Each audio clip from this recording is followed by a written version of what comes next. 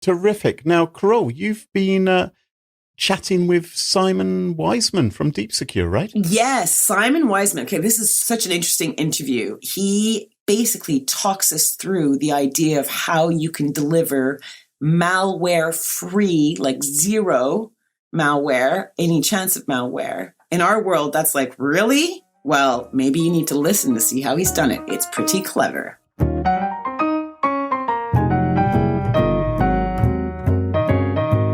So today I am pleased to be joined by Deep Secure CTO Dr Simon Wiseman. Welcome to Smashing Security. Thank you for speaking with us. Well, thanks for having me along. Now, I have to say before we start that you do have the best name I've ever heard. So Simon's obviously a smart person's name, probably because of that brain game Simon says when we were kids. But you also have Wiseman as a surname. It's genius. I know, it didn't do me well at school. That's not what they call me there. No, I got ribbed rotten for it. Well, not anymore. Who's laughing now? I guess so.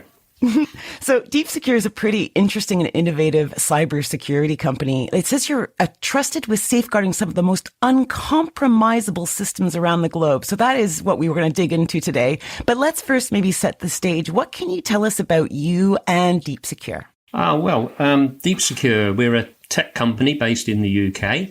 And we're really dedicated to cybersecurity. That's all we do. Mm-hmm. We create software products, we provide services to defend organizations of all sizes, across all sectors, really defending them against malware. And our core technology is threat removal. And that just exists to stop malware. And it really does work. We once put it to the test. We put over 30 million examples of known malware in front of it. And that batch included malware of every kind. It was executables, macros in Office documents, PDFs, image files, the lot, right? And every one of those files was either made safe or blocked.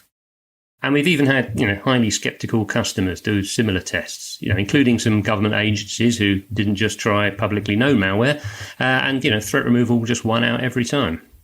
Really interesting, because a lot of companies say, we stop malware, but no one says all. So how are you confident with saying that all malware is stopped? Well, actually, that's easy for us because threat removal doesn't use detection to spot the malware. So we're not able to be fooled by an attacker hiding it from us. Everyone else is looking for the bad things so that they can be blocked. That's just not a winning strategy because those bad guys are actually really good at it. They're really good at hiding their malware and inventing new ways of getting past you. And in the end, they will always win. Yeah, so what you're saying is threat removal is the name of Deep Secure's technology. And this technology, it doesn't use detection to spot malware, but it just removes all the stuff that can make malware exist? Yeah, it delivers you the kind of information that you need. But without the data that was carrying it, and then which is where the malware lives. So we give you what you want, right, but without the malware. Right. How did you come up with this idea? It goes back quite a way, actually, because I started life doing cybersecurity research in the defence sector.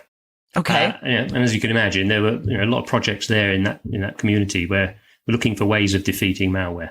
And the best idea that was had was to convert complex sort of data files into something simpler that just couldn't carry the usual malware. But the big problem with it is that the users didn't get the information they really needed because everything had to be simplified. Mm-hmm. So like a document might get turned into a series of images of the pages, which is okay if you want to read the document, but it's no longer editable. So not half as useful as it needs to be. Yeah. And even then, it doesn't necessarily stop all the malware because an attacker might do something new and find a way of fitting malware into that simple data that you allow in.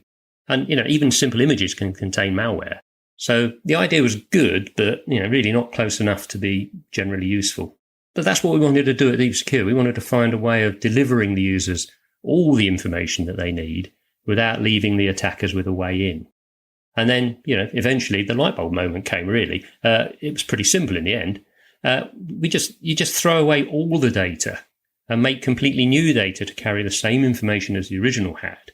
In other words, kind of like you give the users all the information, but you make a new box to put it in. So there can't be anything sitting in the corner, lurking in another corner. Because you created the box, the box is safe. Interesting. That's exactly right. Yeah. Huh. And, we're not trying to work out whether the data is safe or not. We always throw it away. And that means the attacker has no opportunity to fool us. They can't sneak the malware past our check because we're not checking for bad things. And that's why we can end up with that 100% effectiveness claim. Okay. So, can we walk through how this works in practice? Do you mind? Well, yeah. This is, of course, the tricky bit. The theory is nice and simple, yeah. But I think that's the breakthrough that we made here. At Deep Secure, we've managed to engineer that theory into something that's like workable in practice.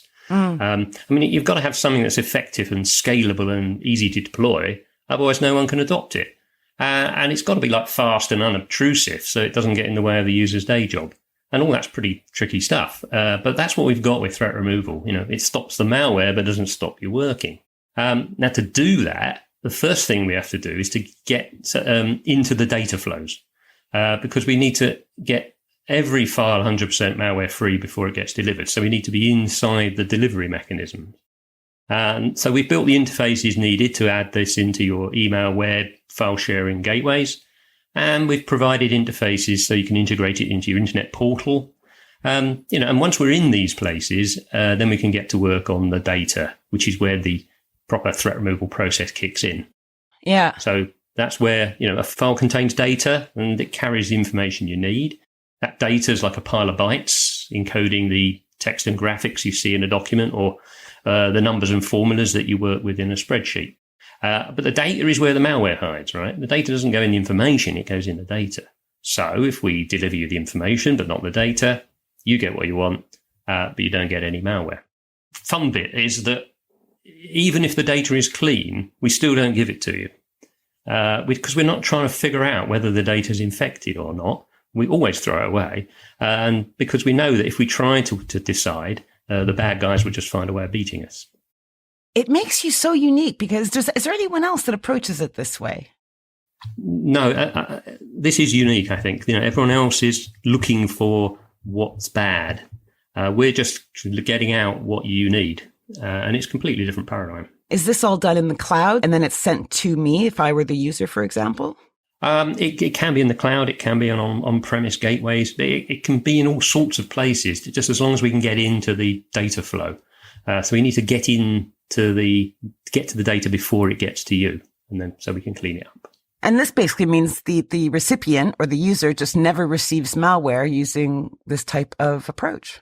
Well, that's right. Yeah. Everyone else is trying to do better detection, and that's never going to stop the bad guys completely.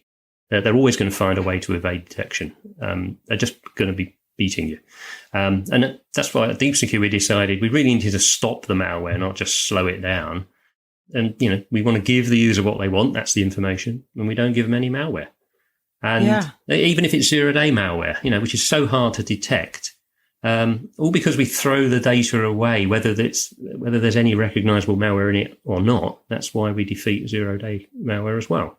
It's like a bit like an old house with maybe sneaky mold in the corners, right? And you could send the experts in to try and find the mold and get rid of the mold. Sure. Or you could just take all the furniture out and put them in a brand new house and say, here, look, no mold here at all. You're safe. That's perfect analogy for what we're doing. Definitely, yeah. You can have it. Yeah. It's yours.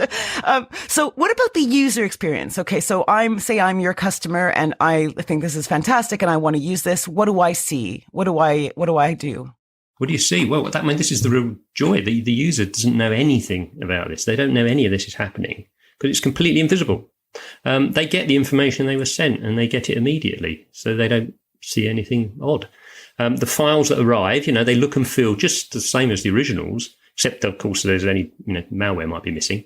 But all the details there, if you download a PDF, it looks pixel perfect. It's searchable like the original. It's no different. If you get emailed a Word document, you get all the text and formatting and graphics and stuff that's in it, everything that was in the original, but it's just different data.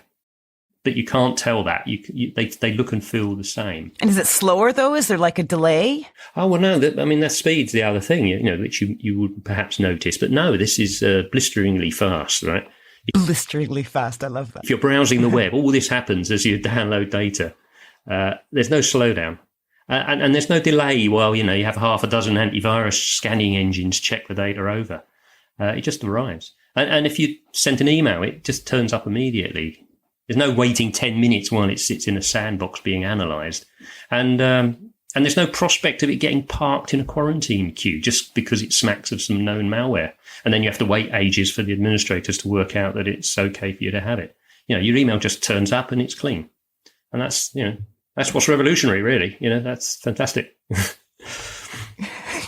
It is, because I'm thinking from an IT person's perspective, where they're overworked, under-resourced, the whole gamut, and this kind of takes that whole problem of their users opening something that they shouldn't, or having the wrong settings, or because if all the files come through this way, they're all clean, and then takes that whole worry away from them. Well, yeah, the other beneficiaries, if you like, are the security operations team. They're the ones who sit at the back looking after the antivirus defenses. And, what they don't get now is an endless series of alerts where some malware's got past those outer defenses and now they've got to go and track it down. Or they don't have to spend time looking at that quarantine queue, checking out the important files that have been wrongly blocked. And that frees them up so they can focus on security issues other than malware, which are the ones that really need their skills and analytics, like identity theft and insider attacks. Yeah. So tell me a bit about like the organizations that are showing tons of interest. Like, it seems to me that any organization benefit from this, but yeah, well, I mean, ultimately, there's who on the planet wants to be a victim of a cyber attack, right? Yeah, right. But threat removal is sort of meant for enterprises, and that's because it sits in the infrastructure, right? So it doesn't help the people at home. Unless, of course, it gets built into the services they use. Right. So you're talking to Google then, right? Yeah, that would be great. But just because it's like the ultimate defense against malware, it doesn't mean it's only for the super paranoid. Because it's fast and efficient, it's good for any organization that's fed up with their anti-malware defenses letting stuff in. Commercial organizations now are routinely targeted by cyber criminals, right? And these criminals are now tooled up with the kind of malware that hostile nation states use to attack defense systems. The really bad stuff is hitting ordinary organizations now. Yeah. These organizations, they're not super paranoid, but they're being hit by all sorts of things. Poisoned Word documents and booby-trapped spreadsheets, images with hidden extras that you'd rather not have, the full works. And as they go through digital transformation, things are just going to get worse as they expose an ever larger attack surface, get more and more connected, and become more reliant on the systems that they use working properly all the time. And that, I think, is generating a real need for this guaranteed malware-free business information across all sorts of organizations. It's the kind of enterprise who really doesn't want to fall victim to malware, but has to connect to other people that they don't trust. Mm-hmm. That's all of us, really, these days. Well, yeah. I mean, but they really want to do it. And that includes, defense, intelligence, other high-risk government systems for sure. But there's also parts of the critical infrastructure where malware could lead to really disastrous loss of service. So, think about banking, for example. If the banking system was taken down, we're in a mess. But increasingly, we're winning over customers more in the sort of private sector who are just understand that blocking 95% of known malware just doesn't cut it anymore. And, and I'm saying 95% here because that actually is the typical success rate of antivirus detection. I think most people would say 99 is not good enough anymore. Well, really. Indeed. I mean, yeah. If you think about that, 99 actually means 1% gets through, right? Yeah. Which explains why your security team spend all their time mopping up the mess. So organizations, who want to think differently there, threat removal is giving them a real alternative, something that's just simply better, faster, cheaper. The other thing you mentioned there was the cloud. Now, the move to the cloud is really helping drive adoption of this because it lets customers add it in easily into their existing defenses. We've already got a service that lets developers build threat removal into their web applications and portals in the cloud. And we've just started delivering protection for web cloud gateways. So that's all pretty neat, but even better, actually, just around the corner, coming up soon, we've got a really neat solution for a cloud solution for email coming as well, which will be really knocking people's socks off, I think. Wow. Brilliant. Okay. I know that loads of our listeners are going to try this out for themselves, and you guys can. All you need to do is visit deep-secure.com deepsecure.com/smashing security. So that's deepsecure with a hyphen.com/smashing security. And there you can learn loads of information about what threat removal is and even download a free trial of the tool. And that leaves me to say thank you, Dr. Simon Wiseman, CTO of Deep Secure. Really appreciate you coming on the show. That was great. Thank you. Oh, that's certainly an interesting approach to things, isn't it?